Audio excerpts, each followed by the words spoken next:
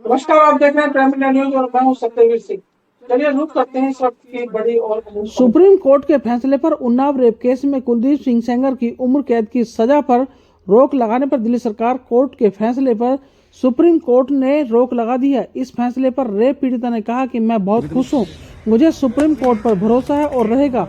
मेरी लड़ाई अभी रुकी नहीं है, अभी बाकी है। अभी उसे फांसी तक लेकर जाना है, तभी मुझे और मेरे पिता को इंसाफ मिलेगा। वही सच्चा न्याय हुआ।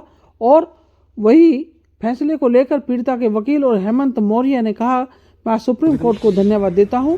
पीड़िता ने भी आज सुप्रीम कोर्ट को धन्यवाद देते हुए कहा कि सुप्रीम कोर्ट में निचली अदालत का एक सख्त आदेश जारी किया है कि आरोपी को किसी भी हालत में जेल से रिहा नहीं किया जाएगा और यह न्याय के लिए जरूरी है। पीड़िता के सुप्रीम कोर्ट अधिवक्ता हेमंत मौर्य और पीड़िता ने क्या कुछ कहा, आइए देखते हैं। दिल्ली से प्राइम न्यूज के संवाददाता अजीत कुमार की यह रिपोर्ट। मैं विक्टिम के चाचा का एडवोकेट हूँ।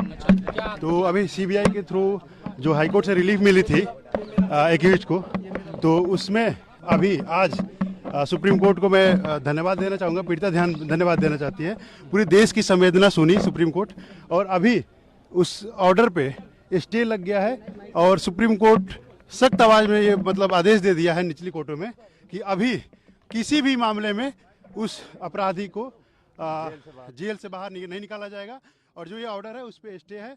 अपोजिशन को उसमें काउंटर एफिडेविट फाइल करने का टाइम मिला है और तब तक के लिए उसको किसी भी मामले में छोड़ा नहीं जाएगा, बाहर नहीं निकाला जाएगा। ये सुप्रीम कोर्ट का आदेश है और स्टे है हाईकोर्ट का ऑर्डर।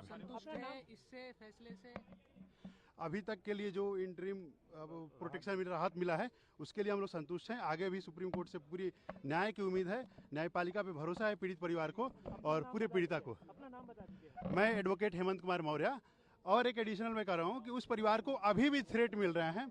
उसके जो चाचा हैं 9 साल से जेल से बाहर नहीं निकल पाए हैं, फर्जी केसेस में उनको फंसा के रखा गया है, उसके प्रॉपर्टी को हड़पने की कोशिश की जा रही है। दूसरी बात, आज सुबह में मेरी फ़ोन आई उसके रिलेटिव का, जिसका मैं नाम डिस्क्लोज नहीं करना चाहूँगा। उसका माइनर बच्चा है, उसके स्कूल का जो एडमिशन है उसमें जो 9th क्लास जो बोर्ड में रजिस्ट्रेशन होता है वहाँ पर उन्होंने स्कूल वाले रजिस्ट्रेशन नहीं करने दे रहे हैं।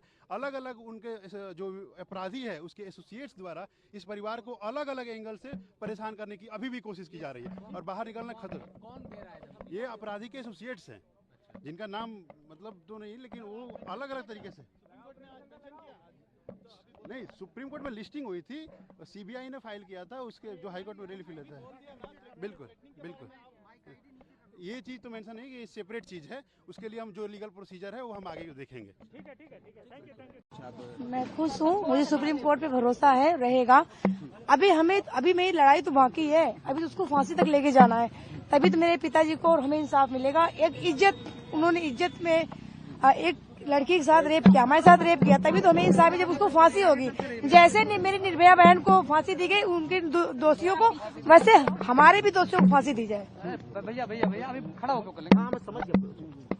तो अब आप कोर्ट से सीधा आप अपने एडवोकेट से मिलने के लिए आई हैं। आगे की क्या कुछ मेरी आगे की यही तैयारी, मेरी आगे की लड़ाई भी बाकी, मैं लड़ाई संघर्ष कर रही हूँ, अभी संघर्ष मेरा जारी रहेगा।